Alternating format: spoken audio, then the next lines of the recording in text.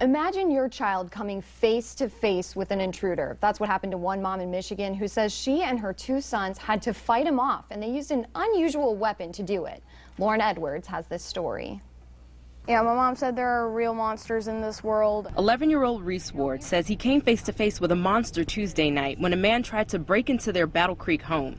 The family dog started barking when someone came to the door. Reese grabbed a decorative samurai sword, laid it next to the door, and asked who it was. The man turned around and he saw that the man had a bandana over his face and had a hoodie up over his head. He realized this was a stranger. The man tried to force his way inside, but Reese slammed the door shut. Sarah, who heard the dog barking, says when she ran to see what was going on, the man kicked the door, breaking the lock. Your first instinct is to fight back and protect yourself, protect your family. So I started pushing back against the door and screaming, "Get out, get out." And at that time, he came over to help me. And so he and I were holding the door. She says the man managed to get his arm through the door and pepper sprayed them both. And that's when her oldest son joined the fight. So I ran and grabbed the sword and ran at the guy as fast as I could in full intention of doing as much damage to him as possible. The man, she says, ran away and the police arrived in minutes. We responded and K9 attempted to track in the area with negative results. So at this point we're looking for additional information for suspects. Ward says they don't know who did this, but she isn't taking any more chances. She bought a gun. Don't ever think that you're safe, not for one moment. This happened in my home with an aggressive dog and the doors locked. And the woman says she believes that this incident may have been drug-related. Clown sightings have been the talk of one town in South Carolina, keeping parents on high alert. Several children telling their parents they've seen clowns at an apartment complex in Greenville. One mom called the sheriff's office and says the investigators actually swept the area for evidence.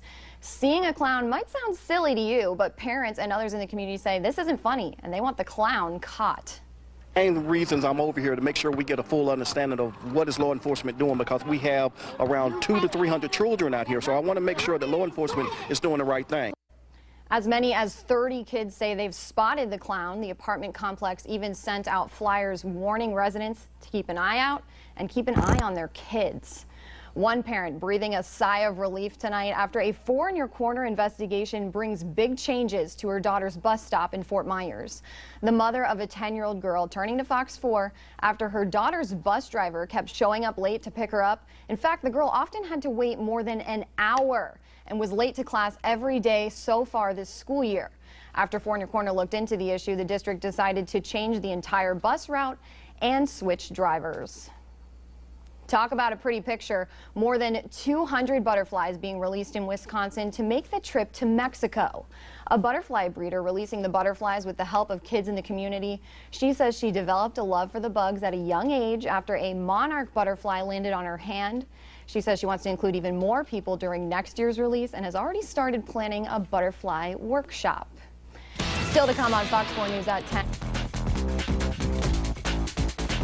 Well, I certainly hope you had a great Saturday today across Southwest Florida. You're looking at Zoom 10 Skycam from Best Western Waterfront, from North Fort Myers, looking over the Caloosahatchee into downtown Fort Myers, painting that picture of what you saw outside. The showers and thunderstorms rolling through periodically, especially in the afternoon hours. And you see there were multiple rounds of rain out there. That's what we're going to be talking about. That's what we're going to be expecting in the days ahead, mainly as Invest 99 continues to approach the region. So we're going to talk a lot about Invest 99. Also watching two areas, by the way, in the tropics. Both of these not likely to pose a problem for us. This area of disorganized showers and thunderstorms near the Carolinas, closer to Bermuda, though, is going to be something that the Carolinas will have to watch in the coming days. Unlikely to develop. And also, of course, you remember Gaston, which is going to strengthen in the open waters of the Atlantic and not be a problem for us. Let's talk about Invest 99. Still struggling to organize. That's been the problem all week long, as this thing has dealt with lots of wind shear and dry air, and it continues to deal with that. Also, the rough terrain, the mountainous terrain of Cuba, which has really kept this thing from organizing more so for today. So still very ill-defined center of circulation, still poorly organized, but National Hurricane Center saying it looks just a little bit better to give it a 40% chance of development over the next 2 days and a 50-50 shot at this becoming Hermine here as we make our way towards the start of next week. Forecast model, spaghetti plots, we like to show you this, give you an idea of where this could potentially go. But right now, when we look at this model data, you can see models really don't have a clear picture of where this thing is going to end up, mainly because this thing's still not quite defined yet, still struggling to find its identity. But you can see many of the models taking it up the Gulf of Mexico on the eastern side and closer towards the Panhandle. A few want to take it further out towards the west, closer to Texas. But still, this is a wait-and-see scenario to see where exactly this plays out. So forecast track beyond late Sunday into Monday. Still very uncertain out there.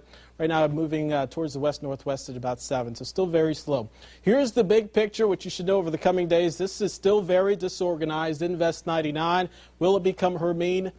50-50 shot of this happening, but whether or not it develops a name or a number, it's likely that this will be a rainmaker for Southwest Florida, and really nothing more than that.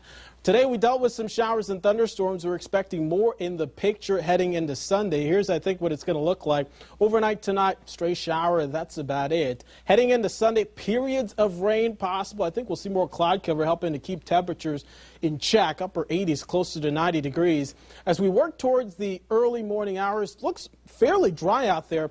The afternoon, more clouds, scattered variety showers and thunderstorms. Not much different, actually, from what we saw today. Some folks seeing some of the heavier downpours. I think as we head into Monday, that thing gets a little bit closer to us, and that will mean possibly greater coverage of showers and thunderstorms here across the area. But other than that, really nothing significant from Invest 99, your marine forecast. Boaters will want to pay attention, though, especially as we'll potentially see some stronger winds offshore and also some bumpier seas as well. But still looking like over the next couple of days, this is going to bring unsettled weather with temperatures in the upper 80s. Storms will be likely, and we should see improving conditions by the later half of next week. We'll talk more about this coming up. Lisa? All right, thank you, Tony. And still to come on Fox 4 News at 10, a security scare turning into a nightmare. We're learning more information about the man who crashed a car into an airplane. But first, PU. A viral video showing an officer running for cover after helping nature's stinkiest critter. That's next on Fox 4 News at 10.